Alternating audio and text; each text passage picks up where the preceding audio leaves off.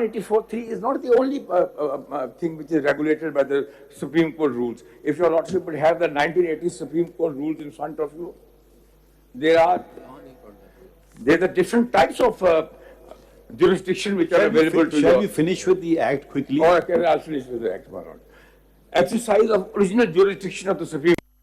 Any matter invoking exercise of original jurisdiction under Clause 3 of Article 184 of the Constitution shall be first placed before the committee constituted under Section 2 for examination, and if the committee is of the view that a question of public importance with reference to enforcement of any of the fundamental rights conferred by Section 1 of Part 2 of the Constitution is involved, it shall constitute a bench comprising not less than 3 judges of the Supreme Court of Pakistan, which may also include the members of the committee for adjudication of the matter. I will simply say on this thing that this is... Sir, on your right side, but not as much right as previously. Yeah. Yes, my Lord. Over here.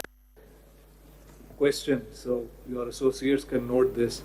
This power that Section 3 purports to confer on the committee with regard to examine the question and therefore act as a gateway perhaps, is this a power, or is this a judicial power, or is this an administrative/statutory power?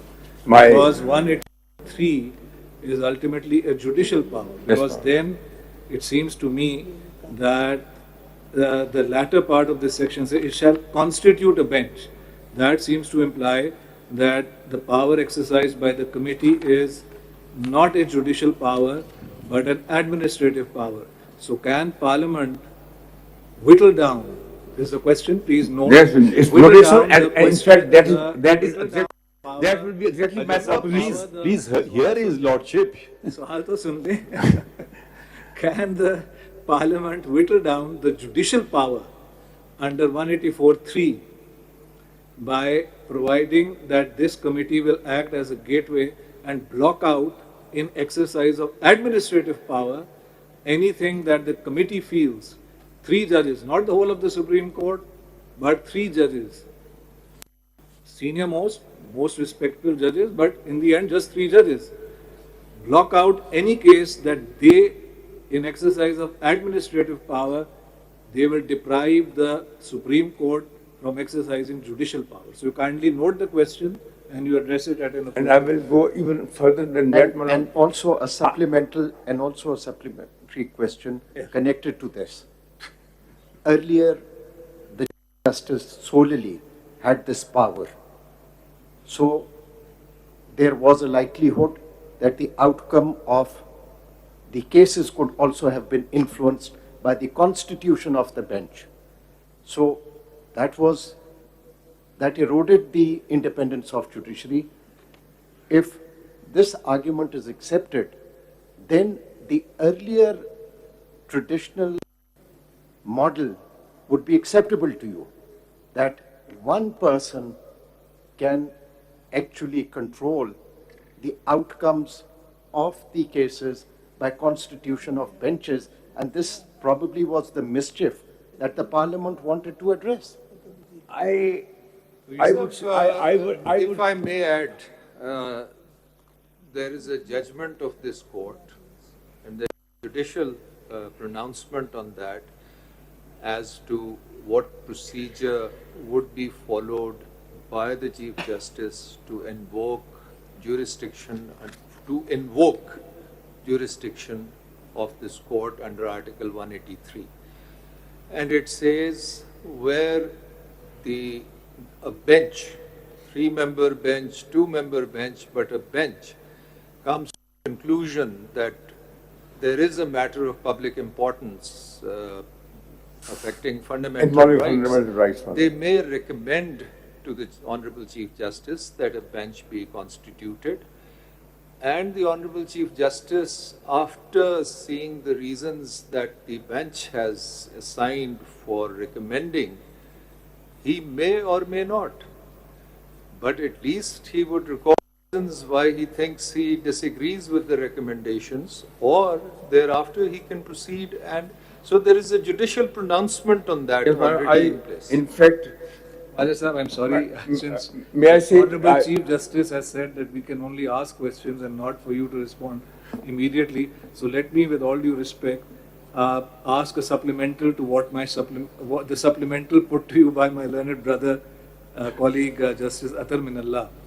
It seems to me that the power to constitute a bench, which is the subject matter of Section 2, constituting a bench does not block the exercise of judicial power. It simply determines which is the bench that is to exercise judicial power. yeah. But my question to you is that Section 3 seems to go beyond that. Section 3 is separate from Section 2. It actually blocks, it confers on the 3-member committee exercising administrative powers to actually block the exercise of judicial powers. It's not a question of constitution of benches. They can say, sorry, out, nothing further, matter ends. The question is this. So this is not a question of composition of benches. That is power universally on them in terms of Section 2. The question here, it seems to me, is the very blocking of the judicial power itself. Can Parliament do that? Question is maybe noted. And you don't have to answer. No, I'm not please answering. carry on. I'm not answering. The Honorable Chief Justice said you carry on with your submissions. Just note the said question. this thing. I may add one thing to it.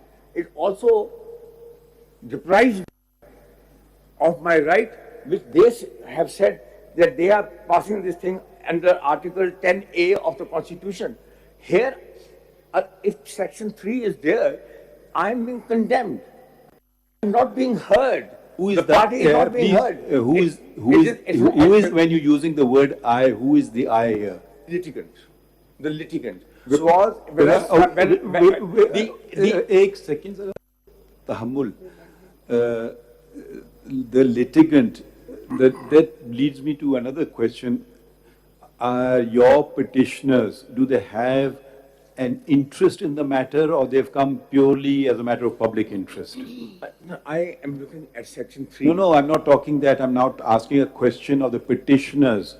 Do they have an interest in any case why they brought this challenge, or they brought it in the public interest? What is the answer?